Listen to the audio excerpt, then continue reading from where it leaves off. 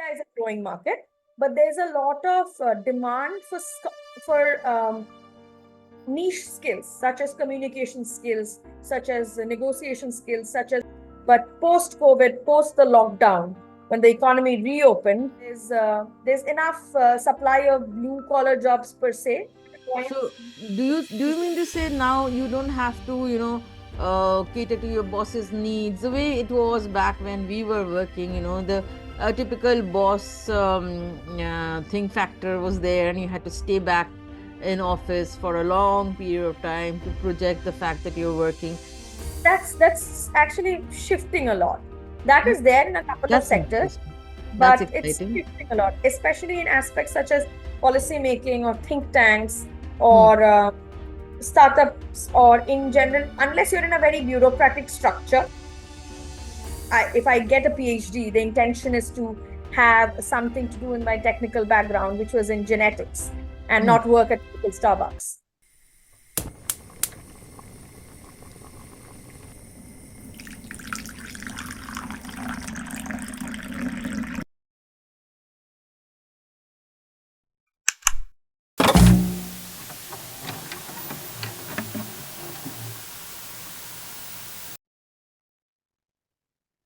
Hey guys, how are you doing? So this is my English podcast once again, and we'll try to do it in Bengali and English as possible. So if you watched my videos about how Canada is fast deteriorating with mounting housing prices and expenses, and the vanishing job market on top of that, and also the rising crime rate in Canada, you will know that how the Canadian dream is getting crushed right before our eyes. A huge number of people who are now facing the reality of going back to their homeland, especially India, which is now a booming country, and almost set to be the third largest economy in the world very soon. So, if you've seen those videos, you will know that how Canadian dream is getting crushed very fast.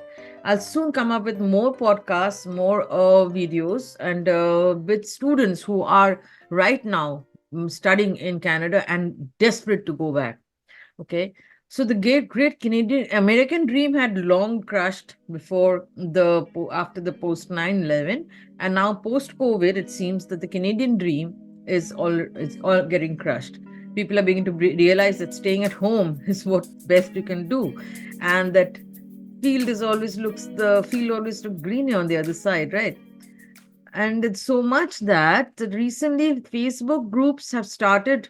There's been a remigration groups have started in Facebook, and agencies are helping them with reintegration into the Indian society, because uh, obviously the Indian society has become changed dramatically over the years due to its huge digital revolution. So today I have with me the pleasure to introduce to you Koheli Dashgupta, who was doing her PhD in Toronto, mind you, and have now decided to go back to India. And she is now the Director of Operations at a science policy startup in India, as well as a freelance policy consultant with a Canadian think tank. So it's been almost 3 months now, right, Kuheli? And this is the first of any such podcast. Please watch out for more podcasts coming up. And we are interviewing a real life person who's gone back to India and now settled in India. So Kuheli, say hi to the viewers. Yes. Hello, everyone. My name is Kuheli Dasgupta. I have recently relocated back from Canada to India in February 2024. Hello, হ্যাঁ এই প্রথমবার Dubai হয়ে ফিরছি। আমি এখন Abu Dhabi এয়ারপোর্টে বসে আছি। জায়েদ হামাদ এয়ারপোর্ট ইন আবুধাবি। এখান থেকে কলকাতায় ঢুকবো। কানাডায় এতদিন ছিলাম, এবার ওখান থেকে বেরিয়ে এসে কলকাতায় আসছি। ওখানে নিজের পড়াশোনা কমপ্লিট করে ওখানকার একটা জব নিয়ে ওয়ার্ক ফ্রম এনিওয়্যার, তাই কলকাতায় বসে ওখানে জব করবো। সেই জন্য অবশেষে ঘরে ফেরা। এটা লাস্ট আর কি ভিডিও, যখন আমি স্টাডি পারমিট নিয়ে দেশে ঢুকছি। এরপর থেকে যদি কখনো যাওয়া হয় তাহলে ওয়ার্ক পারমিট নিয়েই বেরোনো হবে। তো সেইটা নিয়েই আজকের ছোট্ট ভিডিওটা। After spending almost 4 years, I came to Canada in 2019. So I spent almost 4 years in Canada. I lived through COVID in Canada. And while I was pursuing, I had initially come to Canada at the University of Toronto to pursue a PhD. But I was seeing the landscape change very drastically, and therefore How also did you, planning. what kind of a landscape do you mean by landscape changing drastically? So because I arrived pre-COVID in 2019, I had the, I would say, the benefit of having the comparison of the Canadian life pre-COVID and post-COVID. So back in 2019, the kind of dynamism that existed in the Canadian job market, both in terms of opportunities for students, especially international students, because as we all know, Canada has this aspect of Canadian work experience, which sometimes can be a barrier for newcomers. But Yeah. having said that, the barrier for entry was relatively low in 2019 because right after I landed, I started at the university. I had started on a couple of part-time jobs, etc. Down when the economy reopened, I personally also faced, and that is also the consensus from a lot of my Indian student friends, because I'm part of many student groups, having several international students, not just Indians, several nationalities. The barrier to entry for that has gone up. Mm. One primary reason for that is there is a lack of supply of employable jobs. So there's enough supply of blue collar jobs per se, but there is Yeah. a lack of supply for skilled jobs. Yeah. And usually, a lot of students who attend universities or attend any kind of technical courses, they're looking at specializations. So they're looking at skills which will not only give them a livelihood, but it will also add to their CV, right? Mm. I mean, for me, for example, if I get a PhD, the intention is to have something to do in my technical background, which was in genetics, and Mm. not work at Starbucks. Mhm. So, though that kind of barrier to entry has really gone up. Additionally, I think what has also gone up is the challenge of work permit filings, because international students here automatically get the post graduation work permit. So they for the employers, um, they're not very selective. So for them, it's an additional pressure because it's kind of like an open work permit, so you're employable anywhere. Mm. But the challenge becomes, because your employer has no liability towards you, Yeah. because you're kind of on your own, Mm. uh, it becomes challenging to convince the employer of your worth to stay or to hire you, because you're sort of self-sponsored. The Uh, PGW kind of makes you self-sponsored. mm. On the contrary, it's much easier for an employer to hire a local person Yeah. without having to go through the hectic pressure of filing an extra paperwork. So you've gone back and you realized that India, it's much more lucrative and much more practical to be in India, right? So এখন, when you're in India, we can also talk in Bengali for the a lot of people who are watching in Bengali. I'm sure the ones who are watching in who doesn't understand Bengali will catch up a little bit, and we'll try to put subtitles. তো কলকাতায় ফেরত গিয়ে how did you match up, or what difficulties did you face initially? So honestly, there is a change in the lifestyle pace. Hmm. Life in Western nations usually is a lot faster than it is Okay. out. আর কলকাতা চিরকালই এমন একটা শহর যে একটু nostalgic, একটু slow, একটু culturally inclined. So Yeah. Kolkata always has that flavor of a slowness.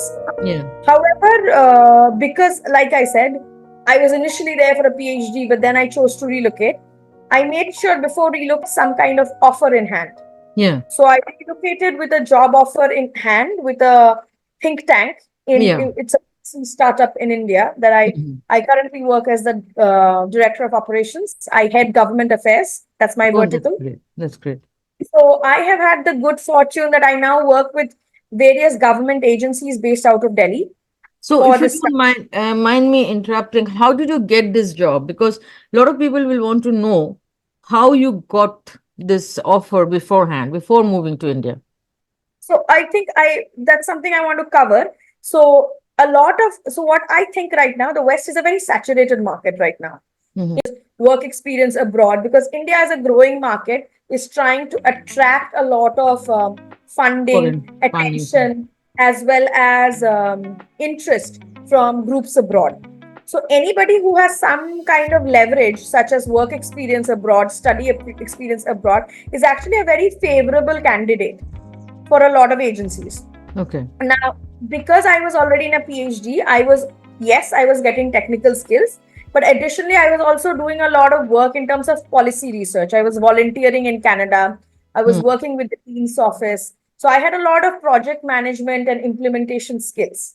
Now, those kind of transferable skills are very much in demand in India, Okay. because not a lot of people, the Indian education system per se, does not equip students with those kinds of skills.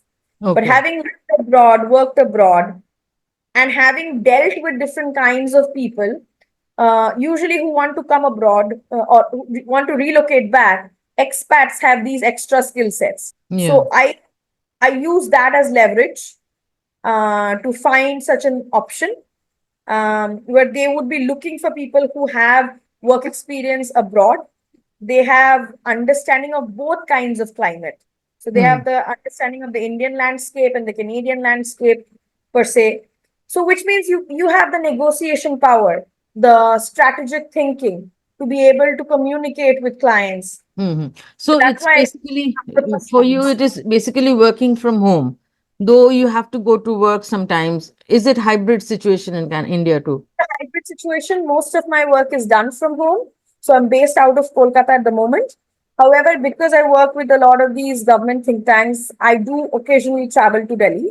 How is the pay structure compared to Canada? And do you feel any kind of any regret in letting go of the pay structure that is here in Canada?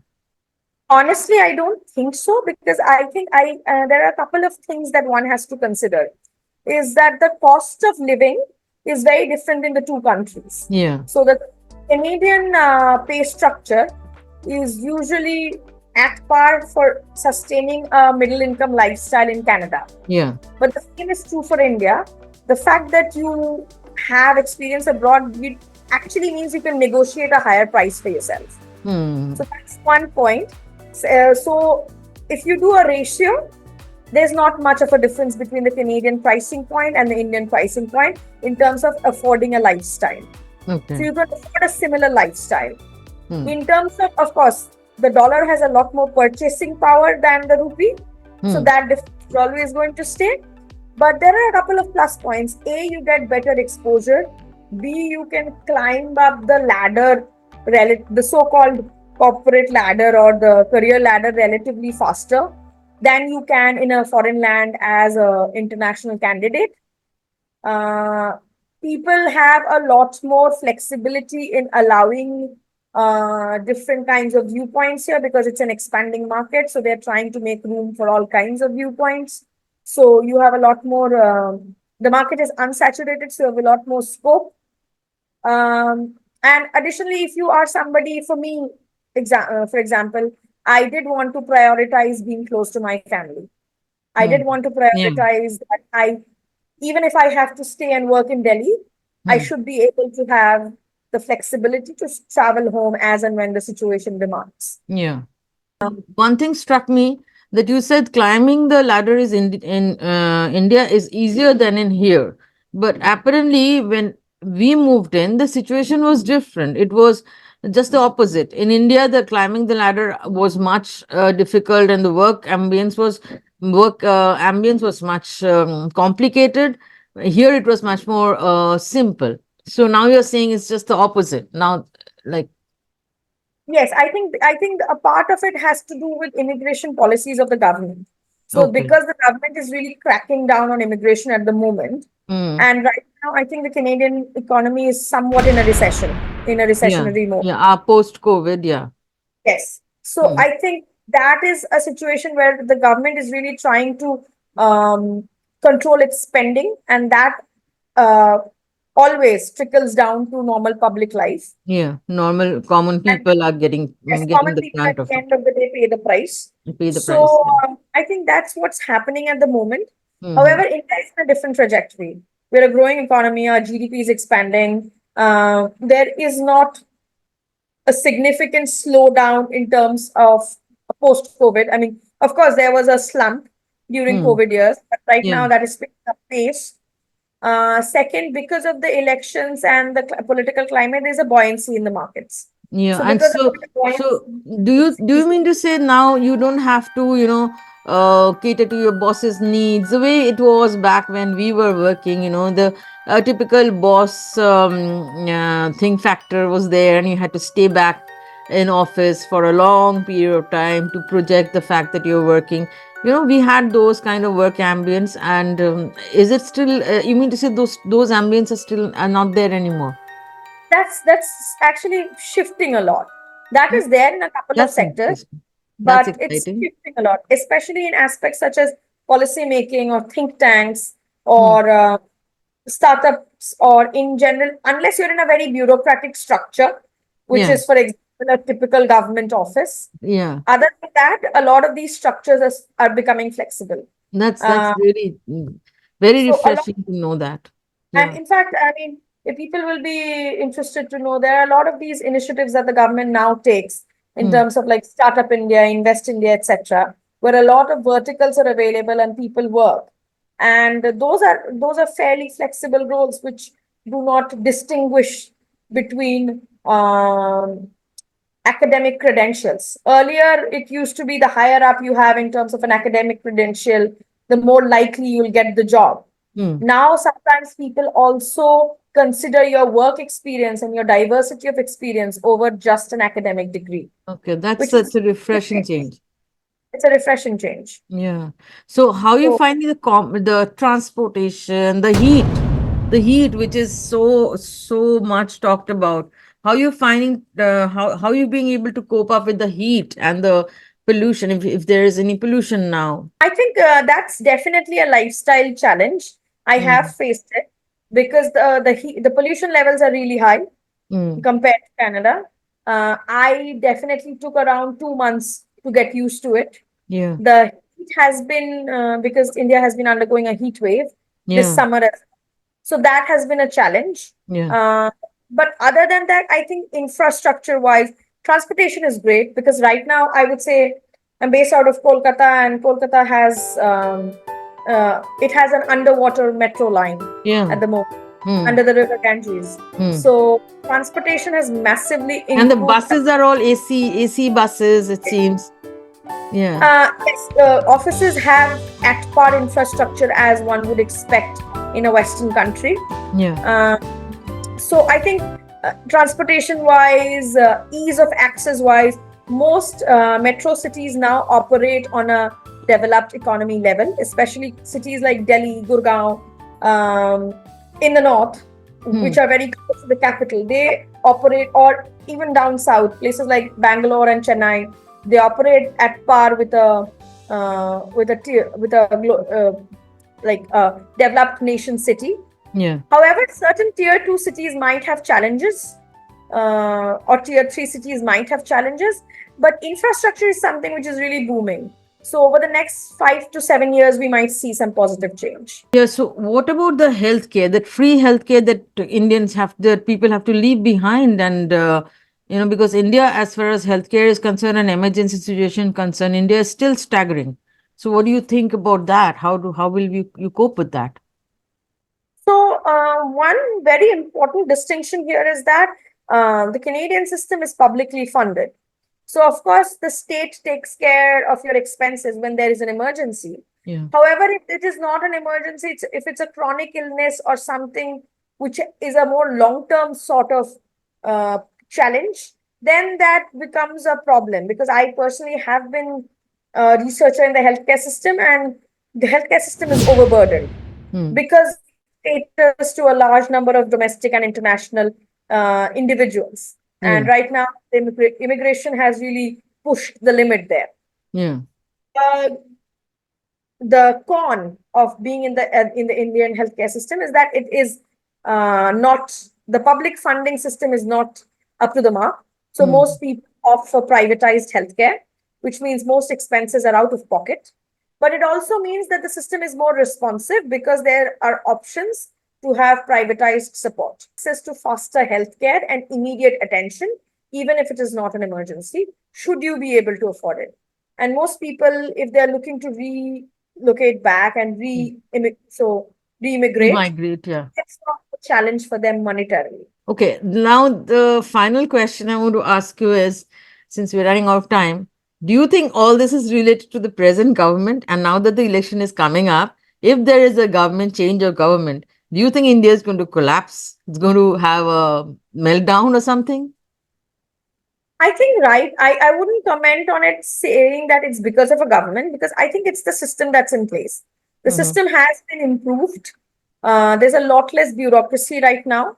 Hmm. Uh, the momentum which is there, at the end of the day, I think every country, irrespective of government, is driven by the economy and the market speed.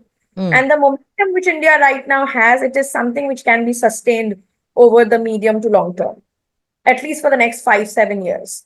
So Yeah. even if the elections, nobody knows the outcome, whichever party wins, whatever is the outcome. I think the momentum right now would be something which is sustained. There's a lot of investment, foreign investments out here. There's a lot of interest in the Indian market because of our size and the population. Yeah. There's a push to recognize India as an alternative supplier in the East. Yeah. So all of these are market conditions which are really favorable for us. So of course, one cannot take away the credit that the current government has put in to achieve this. But I think the momentum in general is, especially places like the Middle East, India in general, the global South is expanding. Yeah. We're living in a multipolar world. Yeah. So sooner or later, we'll have to come to terms with it. It's not just the East and the West anymore. Yeah. I'm really happy to know that you have really settled down in India and you're going to inspire a lot of people who are still in on the brink, on the edge, whether they want to go back or be here. I hope we've covered all their questions, whatever they want to ask. Majorly, I think about the maybe the obstacles that we face. We are expecting to face the temperature, the climate, the pollution, and the bureaucracy that India faced a lot earlier. So I hope we have been able to clarify to them a lot, and it was really nice chatting with you. The one statement I'll put towards people is having that courage to make that decision. Yeah. Once you make your mind, the only way forward is never to look back. Yeah. So in future, we are kind of expecting India to grow back its population even further, bigger than the current, being the largest populated country in the world, because all the NRIs and experts are planning to go. If they're planning to go back, India is going to have a huge population to handle. And on that note, on that very positive note, okay, Kuheli, thank you so much for you being there and really inspiring a lot of youngsters to go back to India. Thank you, Kuheli. Thank you for giving me this opportunity, and have a wonderful, wonderful day. And good luck to everyone who's looking to remigrate. Yes. Thank you.